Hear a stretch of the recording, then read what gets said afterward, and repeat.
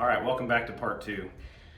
And I apologize for having to break these up. As we continue to do videos, we got to keep them between about 10 minutes is what I've found to be prime for uploads to YouTube. But just to continue the conversation on balance and routine, everybody has, I'm a creature of habit for sure.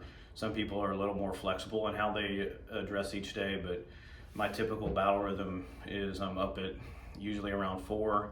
That's when I'm praying, doing my devotions, drinking my first cup of coffee, journaling and taking notes. And then I'm in the gym for an hour to hour and a half. Previously, obviously, I had a workout partner, and we were holding each other accountable for that piece. And then, started the duty day to work what I had going on in IndoPACOM. I think being able to maintain a routine in your key functions that balance your health, not necessarily a work aspect, which is part of it, but the critical things that maintain that level of stability that you have come to rely on, and it's different for others. But I needed to ensure that I was still maintaining my daily routine, especially that it was about a 30-day period from finding out I had cancer, going through second opinions, all the initial and the multiple CT scans, blood tests prior to the surgery date. So managing that stress and continued unknown and raising my understanding of what we were facing, I had to maintain that routine as much as possible. Initially had challenges, obviously, with sleeping was critical, and understanding where you're at in your situation and reaching out for help early is critical, in my opinion. The longer you wait, bad news does not get better with time, and if if stress is impacting your ability to maintain your rest cycle, you're going to be hurting for the ability to process information, to handle relationships, and just continue to physically and mentally and spiritually move forward. We addressed that early. I mean, this is overwhelming to be diagnosed with something like this.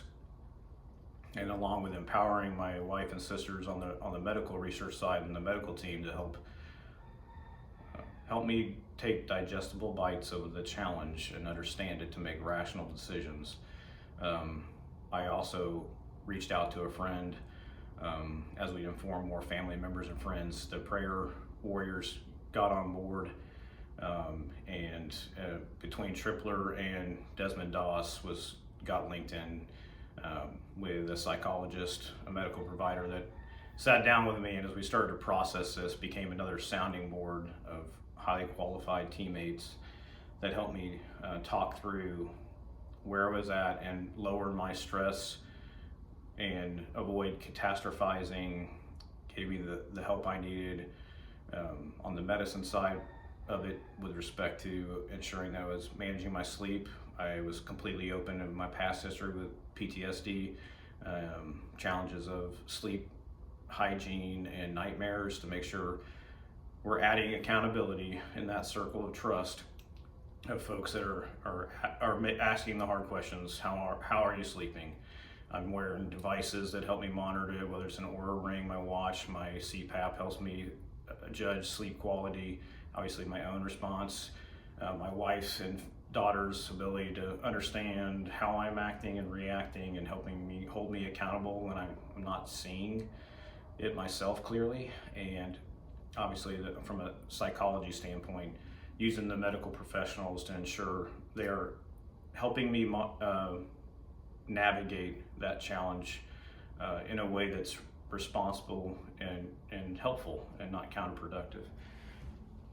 Empowerment and delegation, a lot of, like I mentioned, you're surrounding yourself, if you don't already, prior to a crisis.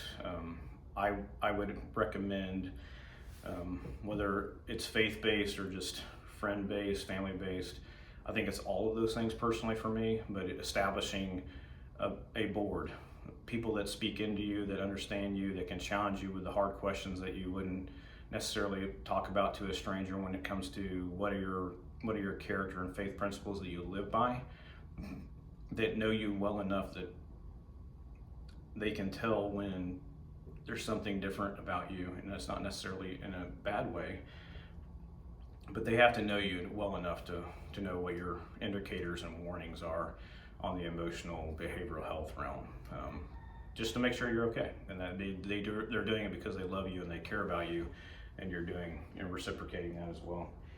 And then when it comes to trust, man, that's hard for somebody like me, because when you're a type A personality, somebody that's been commander, a leader, you have a certain ego and pride that you have to humbly set aside and trust and empower not just medical professionals, but just everybody around you. This journey, couldn't do it without the community, and most importantly, couldn't do it without God. Trusting God to empower those around you, to give wisdom to the people that are helping you, give you wisdom and humility to understand I will never fully understand and comprehend everything medical providers are telling me, but I can trust them to do their best. And that's what I've told every provider, every surgeon that's come in, either just before surgery or at every meeting that we have. I know it's overwhelming for me, it's overwhelming for them, because there isn't a lot of data and science to back up what they're doing, because it's so rare. But I trust them. I want them to do their best. Everybody is trying to help save my life, extend my life, and that's all we can do. God is going to do what God is going to do. It's going to be God's will in the outcome, and He'll get the glory and honor regardless through the process. That's my goal, to make sure that I'm reflecting His love and compassion for others, and the outcome may not be healing, and that's something we will cross that bridge when it happens. But healing in this life, with respect to healing in eternity, they're both good, but what's best is eternity in heaven. So I kind of talked through sleep. One of the things that can become a huge distraction, I chose to just turn it off. I did no research. The internet is full of internet things, but empower those that know actually legitimate websites, National Institute of Health, cancer institutes, MD. You got to do reputable research, and the MD Anderson was awesome. Tripler was awesome in providing real information in a caring way. MD Anderson, as I was going through the second opinion, had nurses calling me every day as we were building the process, because MH Genesis and the system they use, drawing a blank on what it is, they don't speak to each other. So a lot of it we were personally uploading. We were coordinating through a nurse case manager to send slides from a biopsy that was actually done at Queens that then went to TAMC or Tripler Army Medical Center, and then had to get sent to Houston to MD Anderson. So all those folks did a phenomenal job in not only explaining the process, but giving us a true taste of expectation management of how the process goes. Because when you get diagnosed with cancer, and they say, hey, words like rare, aggressive, and you still don't know the staging because you need surgery to do that, you're like, well, why isn't somebody helping me right now? Why can't we do something right now?